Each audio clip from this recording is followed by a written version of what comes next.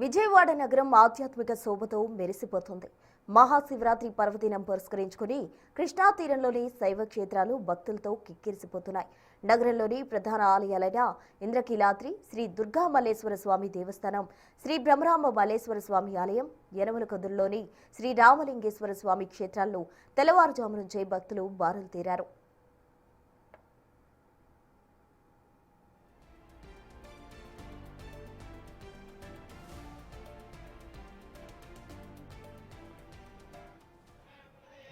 ముఖ్యంగా వేదాద్రి ముత్యాల క్షేత్రాల్లో శివయ్యను దర్శించుకునేందుకు భక్తులు భారీ సంఖ్యలో తరలివస్తున్నారు.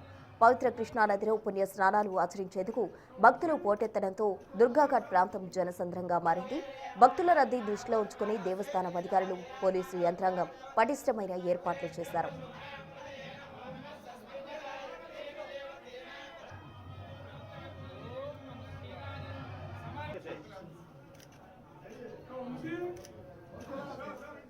ఇక ఇక్కడ నెలకొన్న క్షేత్రస్థాయి పరిస్థితులు, భక్తుల రద్దీ, పుణ్యస్నానాల ఏర్పాట్లపై మరింత సమాచారం మా ప్రతినిధి నరసింహ అందిస్తారు. శైవ క్షేత్రాలన్నీ భక్తులతో పోటెత్తుతున్నాయి. ప్రతి ఒక్కరూ శివయ్యను దర్శించుకొని ప్రత్యేక అభిషేకాది కార్యక్రమాలు నిర్వహిస్తున్నారు. ప్రస్తుతం మనం దుర్గాఘాట్ దగ్గర ఉన్నాం. ఒక్కసారి విజువల్స్లో చూడొచ్చు భక్తుల రద్దీ ఏ విధంగా ఉంటుంది అనేది. ఎందుకంటే మహాశివరాత్రి రోజున పుణ్యస్నానం ఆచరించి అటు పెద్దలకు పవలింపు సేవ చేస్తే అంత మంచి జరుగుతుంది. అదేవిధంగా అటు శివయ్యను తర్వాత దర్శించుకుంటే అంత మంచి జరుగుతుందన్న నమ్మకంతో కూడా ప్రతి ఒక్కరు కూడా వేకువజాము నుంచి పవిత్ర కృష్ణానది పరివాహక ప్రాంతాల్లో ఉన్నటువంటి ఘాట్లకు తరలి వస్తున్నారు. ప్రస్తుతం మనం దుర్గాఘాట్ దగ్గర ఉన్నాం. ఇక్కడ విజువల్స్లో చూడొచ్చు.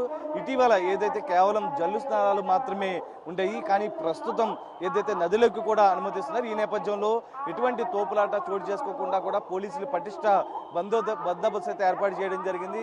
వచ్చే వారికి ఒక మార్గం ఇచ్చారు, మరొక వైపు వెళ్ళే వారికి మరొక మార్గం ఇచ్చారు. దాదాపు 100 మంది చొప్పున మాత్రమే కంపార్ట్మెంట్ల వారీగా విభజించిన తర్వాత మాత్రమే నదిలోకి అనుమతిస్తున్నారు. అదేవిధంగా కృష్ణవేణి ఘాట్తో పాటు పున్నమే ఘాటు, గొల్లపూడి దగ్గర ఉన్నటువంటి మరొక ఘాట్తో పాటు పవిత్ర సంఘం ఇబ్రహీంపట్నం పవిత్ర సంగమం వద్ద కూడా అటు ఘాట్ల వద్ద ప్రత్యేక బందోబస్తు అయితే ఏర్పాటు చేయడం జరిగింది. అదే నదిలో స్నానం ఆచరించే వారి కోసం కూడా ప్రత్యేకమైనటువంటి ఏర్పాట్లు కూడా చేయడం జరిగింది. ఎందుకంటే దుర్గా ఘాటుకు సంబంధించి ప్రస్తుతం ఇక్కడ స్నానం ఆచరించిన తర్వాత నేరుగా కొండపైన ఉన్నటువంటి శ్రీ దుర్గా మల్లేశ్వర స్వామివార్లను కొంతమంది దర్శించుకుంటారు. అదేవిధంగా పాత శివాలయానికి సంబంధించి ఎందుకంటే అత్యంత పురాతనమైనటువంటి శ్రీ బ్రహ్మరామ మల్లేశ్వర స్వామి వారిని కూడా దర్శించుకుంటూ ఉంటారు. ప్రస్తుతం అదేవిధంగా నదీ పరివాహక ప్రాంతాల్లో ఉన్నటువంటి వేదాద్రి ముత్యాలతో పాటు శ్రీ రామలింగేశ్వర టెంపుల్ కూడా అత్యంత ప్రాచీనమైనది. వాటికి సంబంధించి కూడా భక్తులు పెద్ద ఎత్తున తరలి వెళ్తున్నారు. స్వామివారులను దర్శించుకొని ప్రత్యేక అభిషేకాది కార్యక్రమాలు కూడా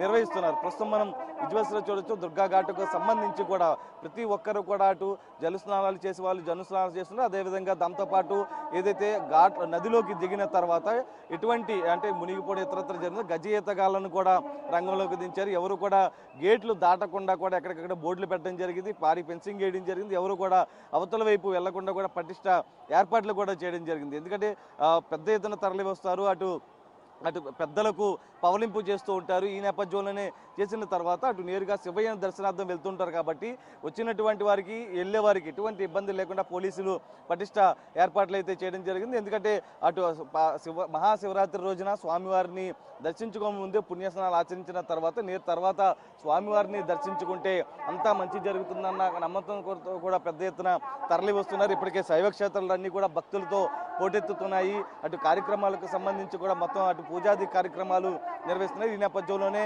ప్రస్తుతం ఘాట్లకు సంబంధించి కూడా పోలీసులు పటిష్ట బందోబస్తు అయితే ఏర్పాటు చేయడం జరిగింది. తోపులాట్లు చోటు చేసుకోకుండా ఎక్కడికక్కడ పోలీసులను ఏర్పాటు చేసి ఎటువంటి అవాంఛనీయ ఘటనలు చోటు చేసుకోకుండా కూడా పటిష్ట ఏర్పాట్లు కూడా చేయడం జరిగింది. మొత్తం మీద చూసుకుంటే అటు మహాశివరాత్రి పర్వదినాన్ని పురస్కరించుకొని శైవ క్షేత్రాలన్నీ కూడా భక్తులతో పోటెత్తుతున్నాయి. ప్రతి ఒక్కరు కూడా శివయ్యను దర్శించుకొని అభిషేకాది కార్యక్రమాలు కూడా నిర్వహిస్తున్నాయి.